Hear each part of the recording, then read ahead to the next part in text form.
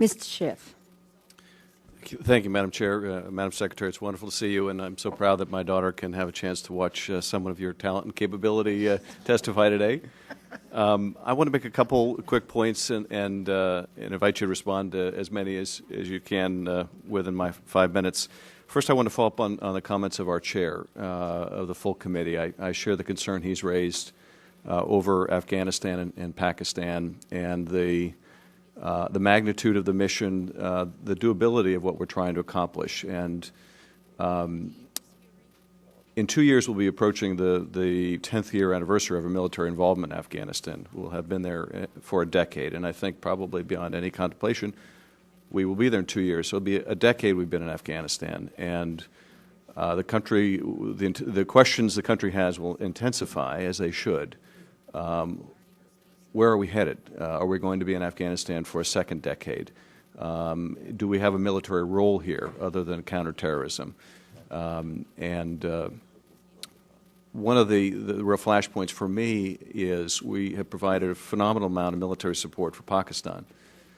They haven't changed the paradigm, as you pointed out. And more pernicious, there are elements within the Pakistani intelligence services, the ISS, Directorate S, that may be working at cross purposes with us. And I don't know how we can possibly be funding the Pakistani military if elements of the military or intelligence services are actually working against us and having the effect of killing our troops next door. So I wonder, how can we structure our military support to Pakistan in a way that ensures they make the paradigm shift, which they've been telling us now for years. They recognize this is their war, Pakistani Prime Minister says, but they haven't acted yet like it's their war. So how do we structure our military support to force a paradigm shift and to ensure that the ISS is not working at cross purposes?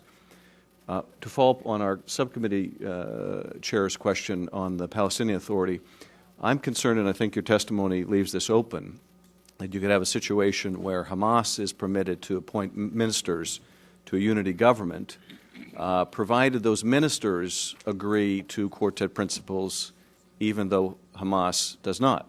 And it seems to me unworkable to have Hamas organizing terrorist attacks against Israel at the same time it has the power to appoint ministers to a coalition government.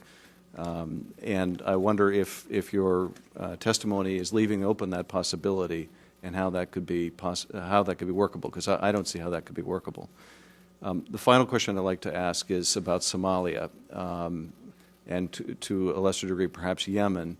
I'm concerned particularly with Somalia that it may become the next Afghanistan, and that we have been adrift in terms of our policy on Somalia for 2 decades.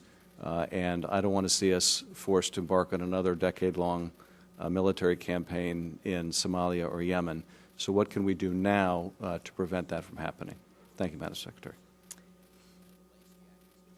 You know, I think that each of your questions really poses a central challenge to our foreign policy and our security.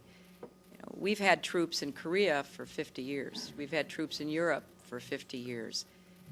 We've made long-term commitments that were in the beginning motivated by the threat of the Soviet Union and the potential of a nuclear war. And it was a very clear threat. You know, everybody could look on a map and you could see, you know, the Soviet Union, and you could hear their leaders say they were going to bury us, and you could, you know, see the crises along the way with Khrushchev banging his shoe and President Kennedy, you know, dealing with the Cuban Missile Crisis and all the rest of it.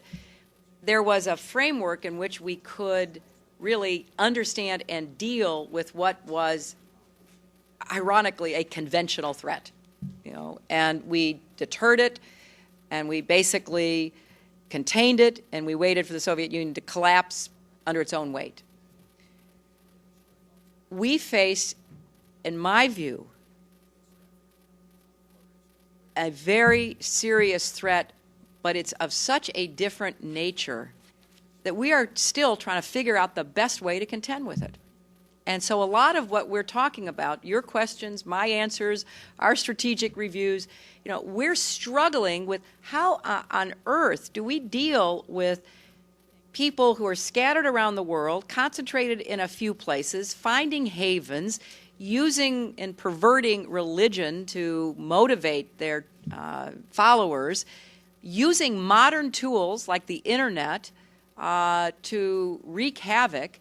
I mean, this is a very different challenge, and I think that we're still finding our way, and so are the people we're working with who are trying to figure this out.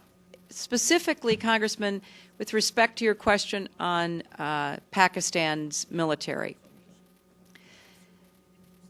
The Pakistani military has actually used F-16s in the tribal areas. We have agreed to a midlife upgrade because without that midlife upgrade, they can't fly at night, which is a pretty good time to fly if you're going after, you know, insurgents. And so we're saying, yes, we want to see a shift toward the enemies that we think are posing this threat to Pakistan, and by the way, posing a threat to us. We also have a history of kind of moving in and out of Pakistan. I mean, let's remember here, the people we are fighting today, we funded 20 years ago. And we did it because we were locked in this struggle with the Soviet Union. They invaded Afghanistan, and we did not want to see them control Central Asia. And we went to work. And it was President Reagan, in partnership with the Congress, led by Democrats, who said, you know what, sounds like a pretty good idea. Let's deal with the ISI and the Pakistani military, and let's go recruit these mujahideen. And let's get some to come from Saudi Arabia and other places, importing their Wahabi brand of Islam so that we can go beat the Soviet Union. And guess what? They retreated. They lost billions of dollars, and it led to the collapse of the Soviet Union. So there's a very strong argument, which is, wasn't a bad investment to end the Soviet Union, but let's be careful what we sow because we will harvest. So we then left Pakistan. We said, okay, fine. You deal with the stingers that we've left all over your country. You deal with the mines that are along the border. And by the way, we don't want to have anything to do with you. In fact, we're sanctioning you. So we stopped dealing with the Pakistani military and with ISI, and we now are making up for a lot of lost time. So this is an incredibly difficult set of issues that are all interconnected. But you know, we can point fingers at the Pakistanis, which is, you know, I did some yesterday, frankly, and it's merited because we're wondering why they don't just get out there and deal with these people. But the problems we face now, to some extent, we have to take responsibility for having contributed to. We are developing what we think to be very positive relationships with the civilian, the military, and the ISI leadership. But I think any analyst will tell you that we can actually talk to and relate to the top leadership, but we have not had a continuing dialogue or training or contact with a lot of the middle leadership who have been influenced by the trends of increasing Islamization that have swept the Muslim world. So I put that out there because I think we have to think of the context in which we are dealing here. And just quickly on Hamas, look, I understand the sensitivity about this. I believe that we have a proposed policy in the supplemental that is an important way of our being able to encourage a unity government that does accept the quartet principles. And I would just underscore what I said about Northern Ireland. There were a lot of people who weren't enthusiastic about joining in peace talks and did so because they were pushed, but when they sat at the table, they had to be part of an entity that said they were in favor of a peace and not continuing the bombings in the UK and in Northern Ireland. And finally, I could not agree with you more on Somalia. We left Somalia for good reason. We said, what are we doing in Somalia? We President Bush, first President Bush, had us go in on a humanitarian mission. We were never adequately resourced for that mission. We didn't have sufficient forces there. You all know what happened. We withdrew. We said, fine. It's been basically a failed state, and Al-Qaeda and their allies love failed states. I mean, they just love them because they can set up shop and nobody's there to do anything to them.